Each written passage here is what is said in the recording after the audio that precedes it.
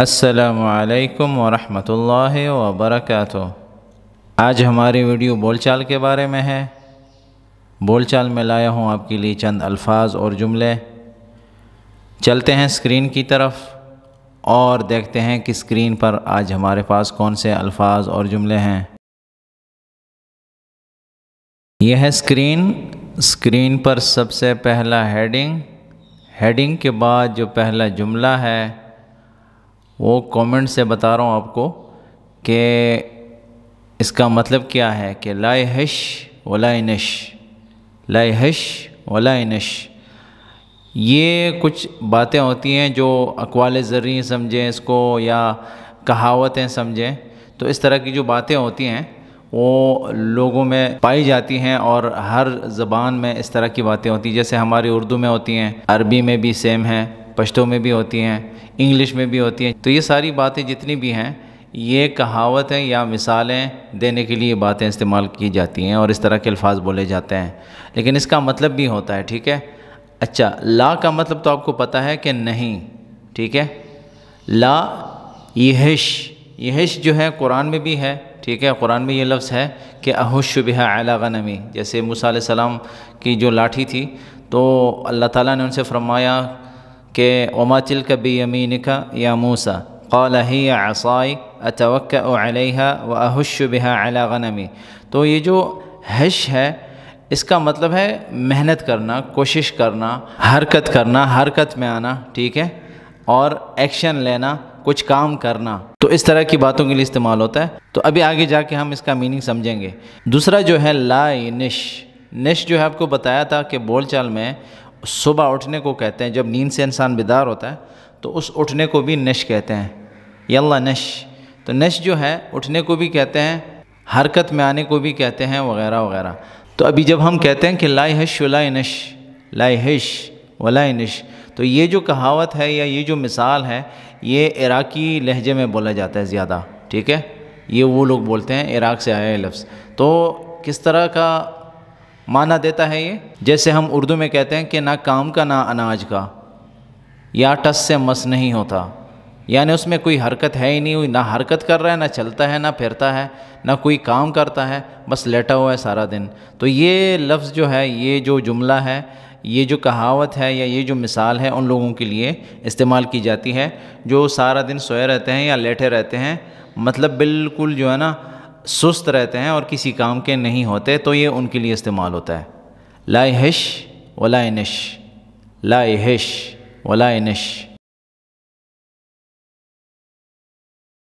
یہ 3-4 جملے تھے، تو میں نے جو لکھا ہوا ہے کہ اب شروع میں لکھا ہے قاف دال ہے، پھر سین سے میں نے پہلے ڈاٹ دیا ہوا ہے، کیونکہ یہ جو تقدس ہوتا ہے یہ زیادہ تر اللہ تعالیٰ کی ذات کے ساتھ خاص ہوتا ہے، اور یہ جو پاکیزگی ہوتی ہے یہ پاکیزگی ایسی ہوتی ہے کہ جس میں کسی بھی قسم کا کوئی عیب نہیں پایا جائے، ٹھیک ہے، جو ہر قسم کے عیب سے پاک ہوتا ہے، پاکیزہ ہوتا ہے، وہ والی ذات تو وہ اللہ کی ذات ہوتی ہے۔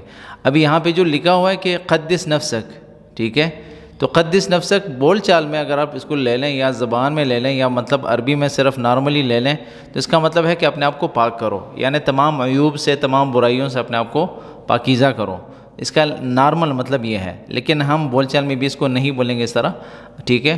یہ جو لفظ ہے تقدس کا جو لفظ ہے یہ انسانوں کے لیے بولنا اچھا نہیں ہوتا، تو یہ اللہ تعالیٰ کی ذات کے ساتھ کچھ الفاظ ہوتے ہیں جو خاص ہوتے ہیں، جس کا معنی اگر آپ سمجھیں گے ڈیپلی، اس کا معنی اگر آپ سمجھیں گے تو پھر آپ اس طرح کے الفاظ نہیں لیں گے، ٹھیک ہے، اس طرح کے الفاظ استعمال نہیں کریں گے ہم بول چال میں، لیکن جب اس کا اصل معنی ہماری سمجھ میں آئے تو میں زیادہ گہرائی کی طرف نہیں جا رہا، لیکن میں صرف یہ سمجھانے کی کوشش کر رہا ہوں کہ تقدس جو ہے وہ ہم نارملی انسانوں کے لیے استعمال نہیں کریں گے، تو ہم بولیں گے عدل نفسک کہ اپنے آپ کو درست کرو، اپنے آپ کو صحیح کرو، یا صلح نفسک کہ اپنے آپ کو درست کرو، صحیح کرو، اپنی اصلاح کرو، یعنی صالح بنو، نیک بنو، ٹھیک ہے، نیکی کی طرف آؤ، وغیرہ وغیرہ۔ تو ہم یہاں پہ اس کا معنی صرف سمجھ رہے ہیں۔ آگے لکھا ہے فَإِنَّكَ لَسْتَ فُرْصَةً ثَانِيَةً یا فَأَنْتَ لَسْتَ فُرْصَةً ثَانِيَةً، تو یہ اس کا مطلب ہے کہ تو کوئی دوسرا چانس نہیں ہے، تو جو الفاظ میرے پاس آئے تھے ان کے لغوی میں نے بتا رہا ہوں، جو ان کے لغوی معنی ہیں، ٹھیک ہے. پھر میں بتاؤں گا کہ یہ اس طرح لکھنا چاہیے یا نہیں لکھنا چاہیے. جیسے میں نے تقدس کی بات کی، اسی طرح اس جملے کو بھی میں بتا رہا ہوں کہ اس طرح ہم نہیں لکھیں گے.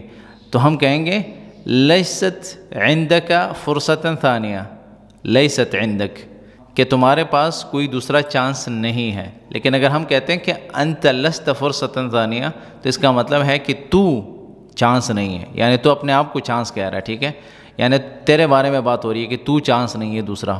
تو فرصہ جو ہے چانس کو کہتے ہیں، اور ثانیہ کا مطلب ہے دوسرا چانس. تو اردو میں جو چانس ہے وہ ہم مذکر استعمال کر رہے ہیں، لیکن عربی میں جو ہے فرصہ جو ہے مؤنث ہے، تو اس لیے ثانیہ بھی مؤنث کے صیغے پہ ہم لائیں گے.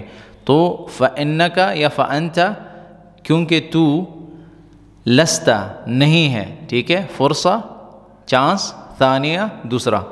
تو اس کا یہ لغوی معنی ہے. تو ہم نے اس طرح نہیں کہنا، ہم نے کہنا ہے لیست عندک فرصۃ ثانیہ، کہ تیرے پاس دوسرا چانس نہیں ہے.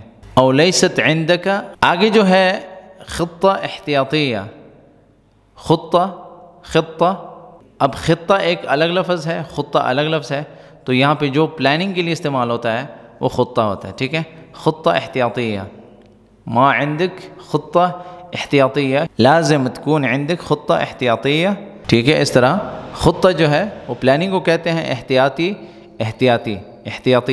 خطہ احتیاطیہ یعنی احتیاطی پلان ہونا چاہیے تیرے پاس. مثال کے طور پر تو یہ لفظ جو آئے ہیں میرے پاس، اس کے لغوی میں نے بتا رہا ہوں.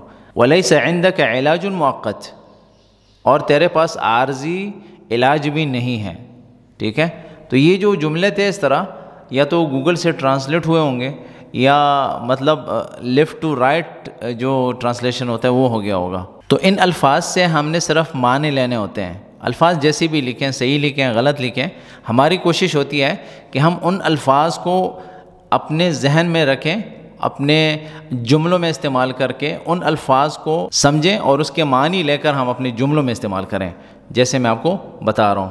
تو تقدس الگ چیز ہے، نفس الگ چیز ہے، فَإِنَّكَ فَأَنْتَ الگ چیز ہے، لست الگ چیز ہے، فرصہ الگ ہے، ثانیہ، خطہ احتیاطیہ، علاج، مؤقت. تو مؤقت جو ہے وہ ٹمپریری کو کہتے ہیں، عارضی کو کہتے ہیں، ٹھیک ہے، عارضی طور پر یعنی ٹمپریری طور پر. علاج ہے، احتیاط ہے، خطہ جو ہے وہ کہتے ہیں پلاننگ کو. اور یہ جو باقی الفاظ ہیں ان کا تو آپ کو بتا دیا میں نے. یہ بھی ایک جملہ تھا کہ لے فی حرج. تو یہ جو استعمال ہوتا ہے لفظ، اس کا مطلب ہے کہ کوئی گناہ ہے، کیوں لے. تو سعودیہ وغیرہ میں لے استعمال کرتے ہیں، اور یو اے وغیرہ میں لیش. تو یہاں پہ جو ہے نا لیش استعمال ہوتا ہے، لیش، اور لے بھی استعمال ہوتا ہے. تو لے فی حرج یعنی حرج جو ہے وہ گناہ کو کہا جاتا ہے، یعنی میں نے یہ جو کام کیا اس میں کوئی گناہ ہے، میں نے کوئی گناہ کا کام کیا. تو اس طرح کے جو جملے استعمال کرتے ہیں ہم اپنی زبانوں میں، عربی میں بھی یہی ہے، لے فی حرج، لیش فی حرج ولشو. تو اس طرح کے جملے بولے جاتے ہیں. فی ہے، حرج گناہ، لے کیوں. لو تسمح لی بعطیہ الدرہم، لو تسمح لی بعطیہ 1000 درہم. لو تسمح لی، اگر آپ مجھے اجازت دیں، لو اگر، تسمح اجازت دیں آپ، لی مجھے، بعطیہ میں دے دوں گا اسے 1000 درہم 1000 درہم، یا 2000 درہم 2000 درہم، 10 دراہم 10 درہم، یا 20 درہم. تو دراہم اور درہم آپ دیکھ رہے ہیں کہ چینج ہو رہا ہے. تو یہ اس وجہ سے ہو رہا ہے کہ عدد اور معدود یعنی جو نمبرنگ ہوتی ہے عربی میں، کاؤنٹنگ ہوتی ہے، آپ کو بتایا تھا. تو یہ مؤنث اور مذکر اور واحد تثنیہ جمع وغیرہ کی جو صیغے آتے ہیں اس کے ساتھ چینج ہوتا رہتا ہے. تو اس پہ انشاءاللہ ویڈیو بنے گی، بہت جلد بنا رہا ہوں اس کو. 1000 تک کی گنتی پہ جو ہے نا ہم ویڈیو بنائیں گے. بعطیہ 1000 درہم، لو تسمح لی بعطیہ 20 درہم، بعطیہ 2000 درہم، بعطیہ 1000 درہم. اذا یا لو انت راضی، اگر تو راضی ہے، یا لو انت بترضی، اگر تو راضی ہوگا. اذا انت راضی، اگر تو راضی ہے. لو انت راضی، اگر تو راضی ہے.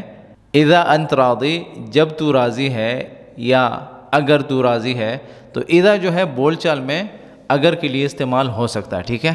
تو اگر کے لیے ہم دو لفظ استعمال کرتے ہیں، لو بھی استعمال ہوتا ہے اور اذا بھی استعمال ہوتا ہے بول چال میں فصیحہ کی بات نہیں کر رہا، تو بول چال میں استعمال ہو سکتا ہے۔ اذا انت راضی اگر تو راضی ہے، یا لو انت راضی اگر تو راضی ہے، لو انت بترضی اگر تو راضی ہوگا، یعنی اس بات کو اگر تو مانے گا، لو انت راضیہ اگر تو راضی ہے، تو ایک مؤنث یعنی تو ایک عورت، یا لو انت بترضین اگر تو راضی ہوگی، اذا یا لو انت راضین اگر تم لوگ راضی ہو، یعنی آپ سب راضی ہو، لو انت بترضون اگر آپ سب راضی ہوں گے، لو انت راضی لو انت بترضی، لو انت راضی لو انت بترضی۔ اچھا، تو یہ جو جملہ ہے، یہ جو انہوں نے کہا تھا کہ اس نے مجھے اجازت دی ہے، ٹھیک ہے؟ تو اس کے لیے مختلف طریقوں سے یہ جملہ بولا جاتا ہے۔ ہو ترخص منی، یعنی اس نے مجھ سے اجازت لی۔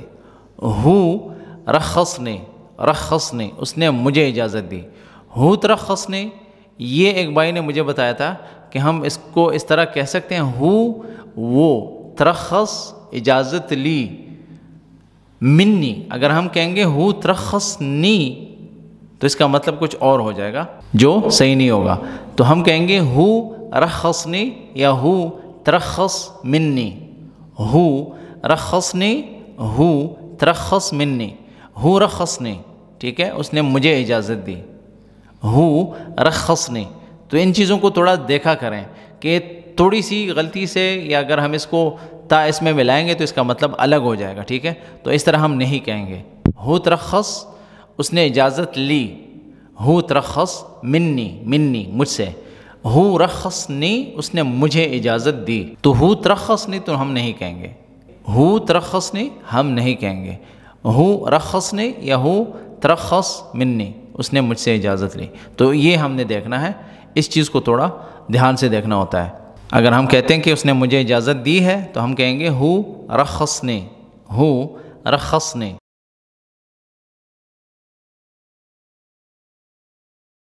تو یہ جتنے بھی الفاظ اور جملے اس ویڈیو میں استعمال ہوئے ہیں، ان سے متعلق اگر آپ کے ذہن میں کوئی سوال ہے آپ پوچھ سکتے ہیں کومنٹ سیکشن میں جا کر۔ میرے پاس اور بھی الفاظ پڑے ہیں، کچھ جملے ہیں، اور ایک ویڈیو بنانی ہے میں نے اسکول ایڈمیشن پر، جو مجھے کومنٹ میں آیا تھا کہ اسکول ایڈمیشن پہ ہم نے ویڈیو بنانی ہے، تو وہ بھی بنے گی۔ اور جو ہے پانی دینا درخت کو، وہ جو جملہ ہے وہ بھی میرے پاس پڑا ہوا ہے، اور بھی 3-4 قسم کے جملے میرے پاس ہیں۔ شادی کے بارے میں ہے کہ مجھے پیسے چاہیے، ایڈوانس میں سیلری چاہیے وغیرہ وغیرہ، تو اس طرح کی جو باتیں ہیں، جملے ہیں اس طرح کے، اس پر انشاءاللہ ویڈیوز آ رہی ہیں۔ اور یہ جو میرے پاس الفاظ تھے پرانے، تو یہ میں نے کچھ کور کرنے کی کوشش کی ہے۔ تو یہ الفاظ اور جملے کافی تھے آج کے اس سبق میں۔